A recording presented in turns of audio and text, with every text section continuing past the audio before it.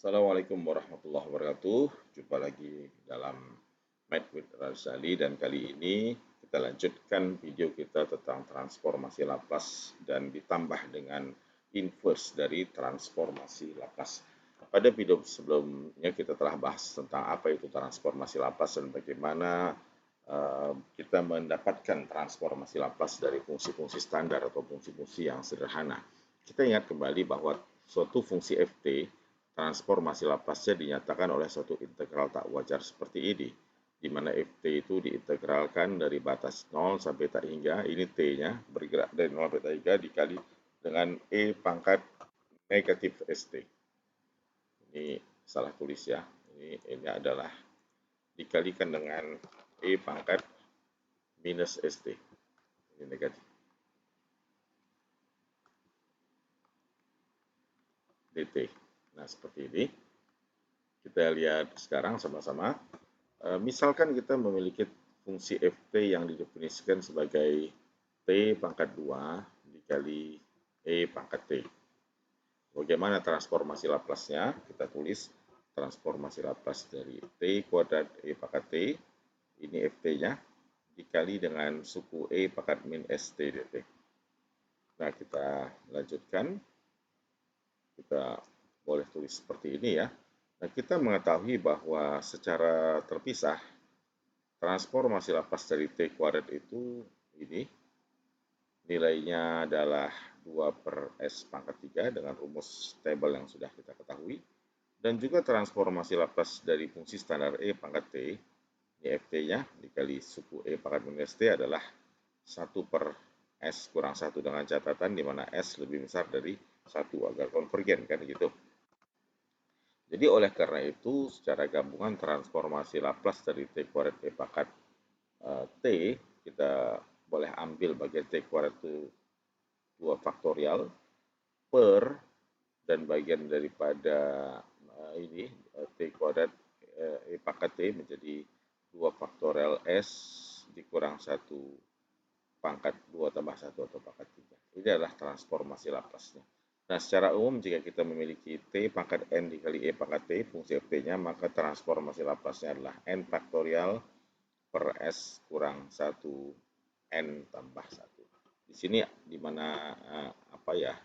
Ini 1 ya koefisien dari t-nya. Dan kita tambahkan lagi transformasi Laplace dari t pangkat n kali e pangkat at adalah n faktorial per s kurang a pangkat n tambah 1. Semisal t pangkat 4 dikali e pangkat 2t, maka transformasi Laplace-nya ini n-nya 4 faktorial per s kurang a yang menjadi a itu 2 pangkat n tambah 1, 4 tambah 1, 5. Kita tahu 4 faktor itu adalah 24 ya. Ya, dikali dibagi s kurang 2 pangkat 5. Nah, selanjutnya kita ingat kembali ini tabel dari buku sumber Birch Higher Engineering Mathematics edisi 9 karangan John Birch. Ada 10 ya di sini rumus dasar untuk suatu transformasi Laplace. Ini telah ada pada video sebelumnya. Dan sekarang kita masuk kepada inverse atau kebalikan dari suatu transformasi Laplace. Kita tahu jika transformasi Laplace dari fungsi ft hasilnya adalah fungsi dalam variabel s, fs. Maka kalau dibalik, transformasi inverse, jadi bukan pangkat min 1 ya, simbol. Jadi kita baca inverse transformasi Laplace atau transformasi inverse ya, dari fs kembali akan menjadi ft. Ya. Coba kita ingat lagi, kita tahu transformasi Laplace kalau ft-nya 1 adalah 1 per s, maka inverse dari transformasi 1 per s itu kembali ke ft yaitu 1. Kita tahu kalau transformasi Laplace 10 adalah 10 per s, maka inverse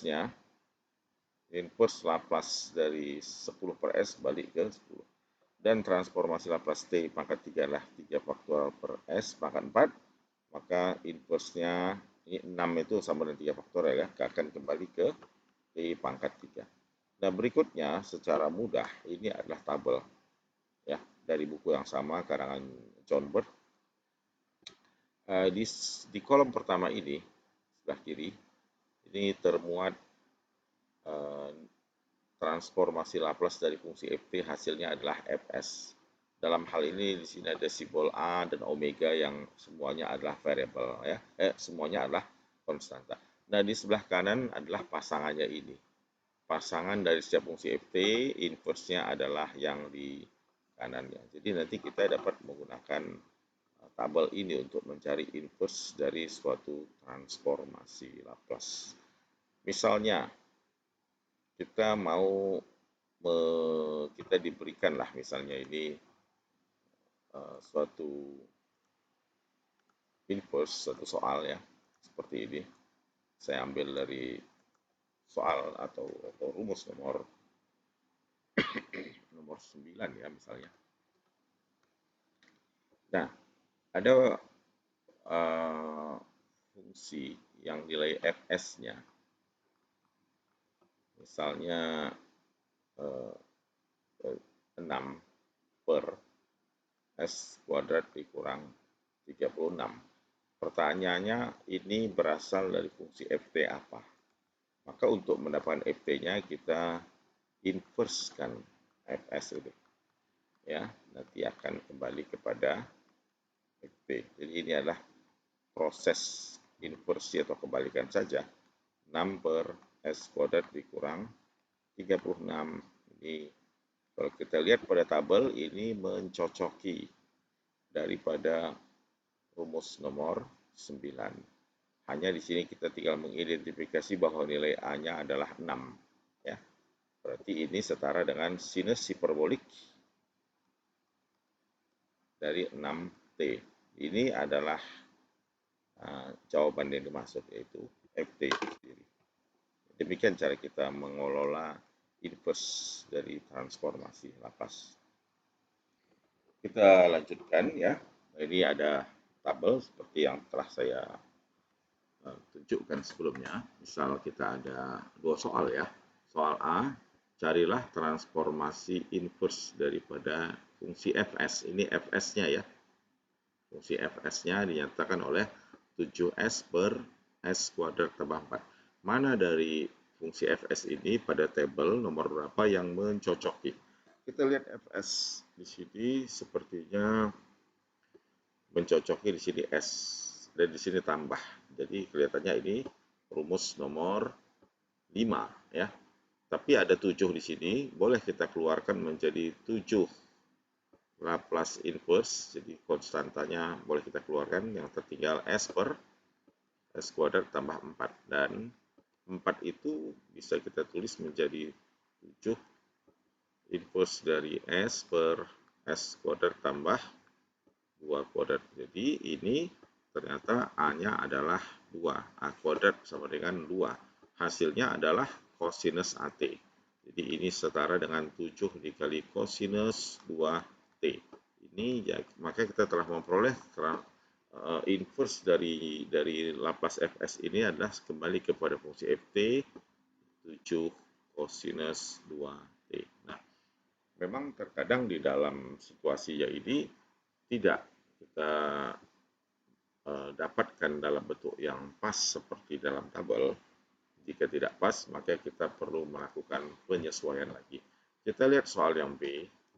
Soal B adalah berapa transformasi Laplace inverse dari 4 S per S kuadrat kurang 16. Kita perhatikan di sini 4, boleh kita keluarkan konstanta 4 Laplace inverse dari S per S kuadrat kurang 16 itu adalah 4 kuadrat ya. Tentunya yang mencocoki sepertinya adalah yang mana? Kita lihat tampaknya ini adalah yang nomor 10 ya, S kuadrat kurang A kuadrat.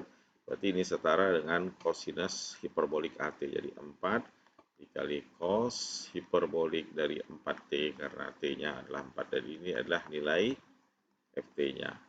Ya. Demikian cara kita mencari inverse dari suatu transformasi. Nah, terkadang ada soal-soal terkait dengan mencari inverse transformasi Laplace. Misalnya kita memiliki standar, yaitu ada sebanyak 15 table basic seperti ini, yang fungsi fs-nya tidak ada yang pas di sini, maka perlu kita melakukan suatu manipulasi aljabar untuk membawa supaya persoalan fungsi fs itu dapat disamakan atau dicocokkan dengan apa-apa yang tertera di dalam tabel. Nah, salah satu caranya yang mungkin adalah dengan menggunakan metode pecahan parsil atau kita namakan teknik dekomposisi. Seperti misalnya, bagaimana kita akan mencari transformasi Laplace dari fungsi fs seperti ini. Tentu di tabel tidak ada yang mencocoki dari nilai fs yang setara dengan soal ini. Nah, kita harus menggunakan pecahan parsil atau namanya metode dekomposisi. Untuk mengubah ini, ya kita faktorkan ya. Ini kurungannya menjadi S tambah 2 dikali S kurang 3 ya. Bagian penjemur kita faktorkan menjadi seperti ini hingga dia menjadi terurai menjadi dua pecahan yang lebih sederhana. Jadi ini setara dengan 1 per S tambah 2 plus 2 per S kurang 3. Nah, bila Anda agak kesulitan untuk melakukannya, Anda dapat menggunakan Wolfram Alpha ya untuk mencari dekomposisinya. Nah, untuk mencari dekomposisinya, di sini kita bisa masuk kepada perintah partial fraction.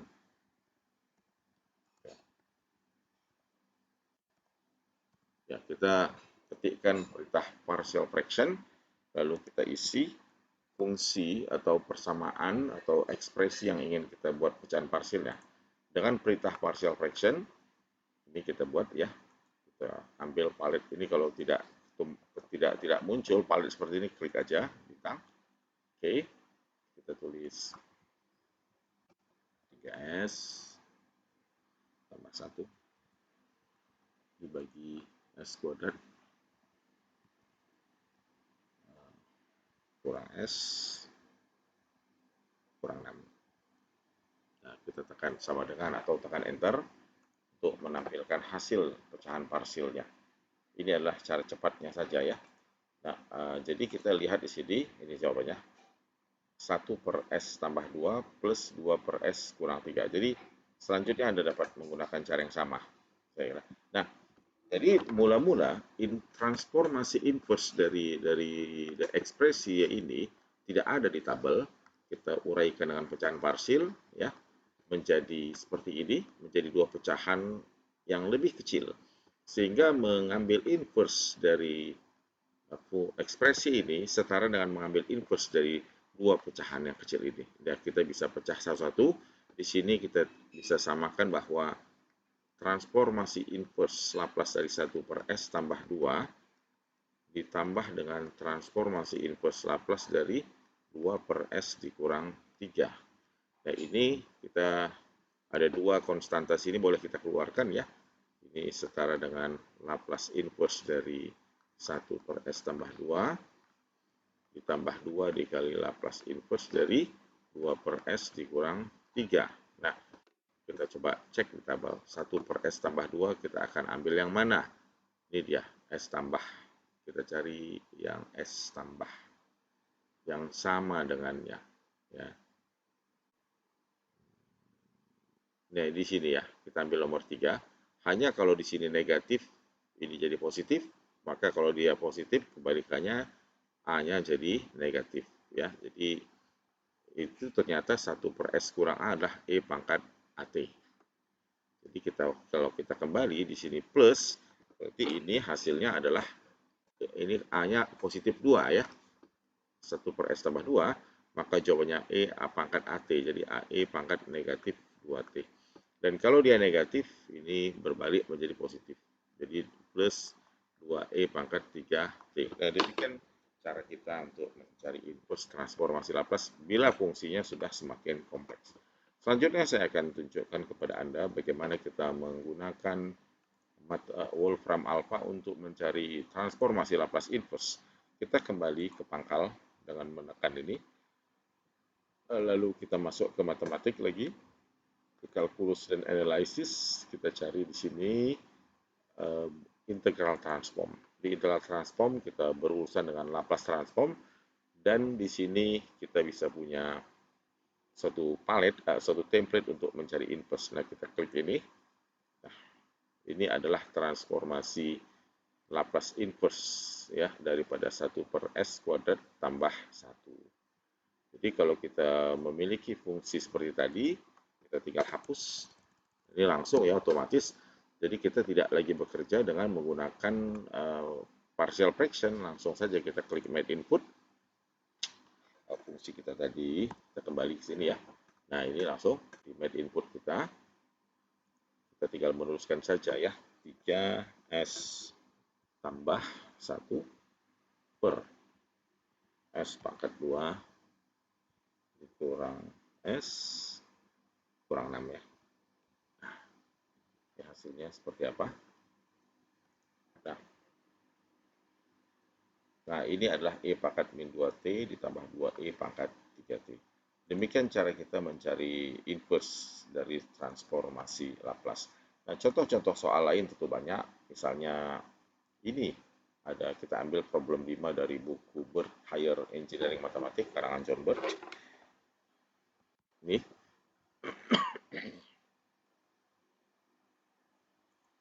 ya, kembali dengan menggunakan inverse Laplace transform. Kita cukup mengganti fungsi kita bersihkan, lalu klik ya. Kita kerjakan soal nomor yang B ini ya. Kita kerjakan soal B ini. 2 dikali S tambah 1 per S pangkat 2 tambah 2S tambah 10. Ya. Kita tekan. Langsung kita enter hasilnya bahwa inverse dari transformasi Laplace ini, ini ada yang keliru atau tidak ya. Fungsinya seperti ini, ya betul, 2S tambah 1, S kuadrat tambah 2S tambah 10. Ya, yang B, hasilnya adalah bentuk yang kompleks ya. Ini adalah suatu hasil yang berbentuk fungsi kompleks. Nah, seperti ini. Ini hasilnya. Ini di dalam bentuk lain, jika kita nyatakan juga dapat membawanya menjadi bentuk fungsi hyperbolik, cos hiperbolik, dan sin hiperbolik. Coba kita selesaikan satu part lagi, yaitu bagian yang pertama ini, yang A. Ya, menggunakan sama. Kita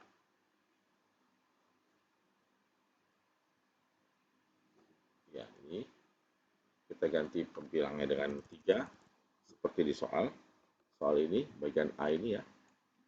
Kemudian S kuadrat dikurang 4S.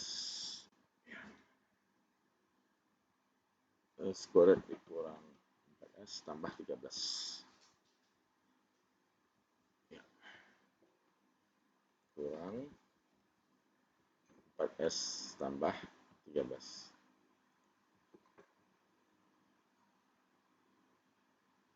Ya, ini kita lihat inputnya sudah benar, S kuadrat dikurang 4S tambah 13. Hasilnya kembali lagi di sini dinyatakan dalam bentuk eksponensial kompleks. Dan ini kalau kita uraikan juga bisa dinyatakan dalam bentuk seperti ini. E pangkat 2T dikali sinus T dikali 2 cos 2T ditambah 1 dengan mengasumsikan bahwa T-nya adalah variabel yang real ya. Jadi dalam bentuk yang lain seperti di buku ini dinyatakan dalam bentuk sinus hiperbolik. Jadi sinus hiperbolik itu jika dinyatakan dalam ekspresi kompleks seperti ini. Jadi walaupun berbeda, tetapi itu adalah perkara yang sama. Nah, demikian cara kita menyajikan atau menjawab suatu persoalan yang terkait dengan inverse transformasi Laplace, baik secara manual maupun dengan menggunakan Wolfram Alpha. Terima kasih atas perhatian Anda. Semoga video ini bermanfaat. Saya akhiri. Assalamualaikum warahmatullahi wabarakatuh.